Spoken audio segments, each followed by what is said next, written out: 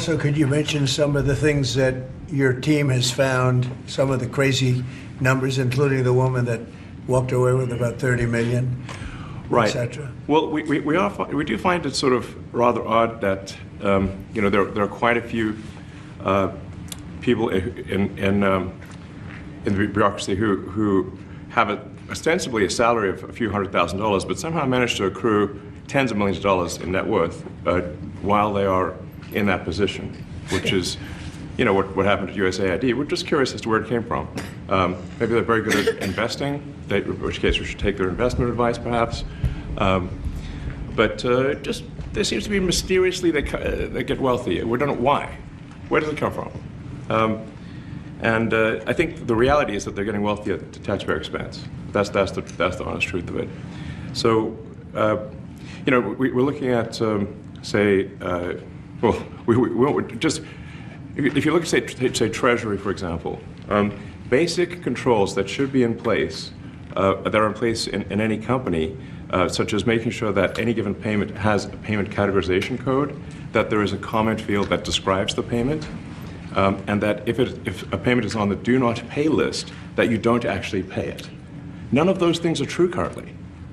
So the reason that departments can't pass audits is because the payments don't have a categorization code. It's like just a massive number of blank checks just flying out the building. So you can't reconcile blank checks. You've got comment fields that are also blank, so you don't know why the payment was made. And then we've got this truly absurd, a do not pay list, which can take up to a year for an organization to get on a do not pay list.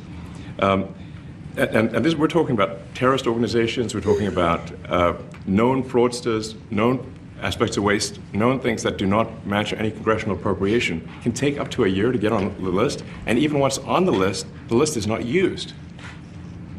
It's mind-blowing.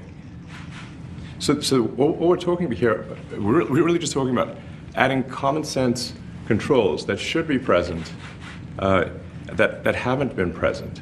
So you say, like, well, how could such a thing arise? That seems crazy. When you understand that really everything is geared towards complaint minimization, so then you understand the motivations. So if people receive money, they don't complain, obviously. But if people don't receive money, they do complain.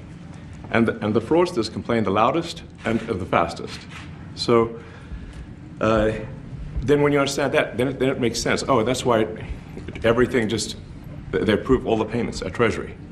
Because if you approve all the payments, you don't get complaints. But now we're saying that, no, actually, we are going to complain. If money is spent badly, if your taxpayer dollars are not spent in a sensible and frugal manner, then that's not okay. Your tax dollars need to be spent. Why is that? Like, it's just common sense. It's not draconian or radical, I think. It's really just saying, let's look at each of these expenditures and say, is this actually in the best interest of the people? And if it is, it's approved. If it's not, we should think about it. So, there's crazy things like just cursory examination of Social Security, and we've got people in there that are 150 years old. Now, do you know anyone who's 150? I don't. Okay. They should be on the Guinness Book of World Records. They're missing out. So, that's a case where, like, I think they're probably dead. It's my guess. Or they should be very famous, one of the two.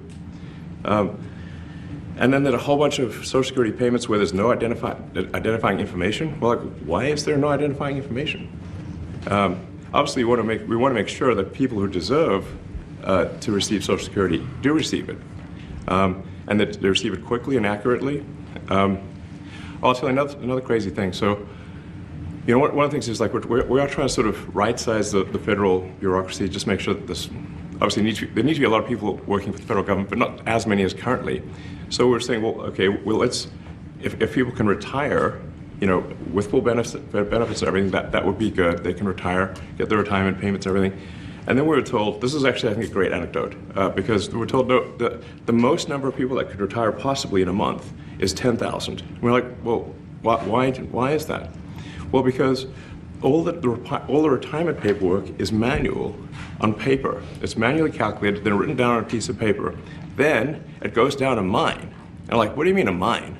Like, yeah, there's a limestone mine where we store all the retirement paperwork. And you look at a picture of this mine. We'll post some pictures afterwards.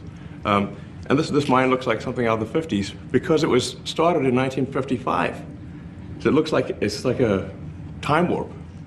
And then the speed, then the limiting factor is the speed at which the mine shaft elevator can move determines how many people can retire from the federal government.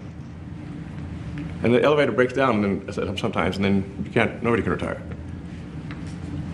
Doesn't that sound crazy? There's like 1,000 people that work on this.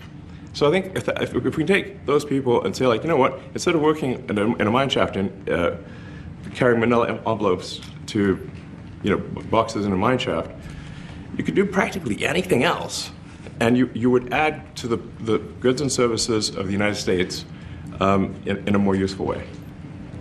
So anyway, so I think that's an example.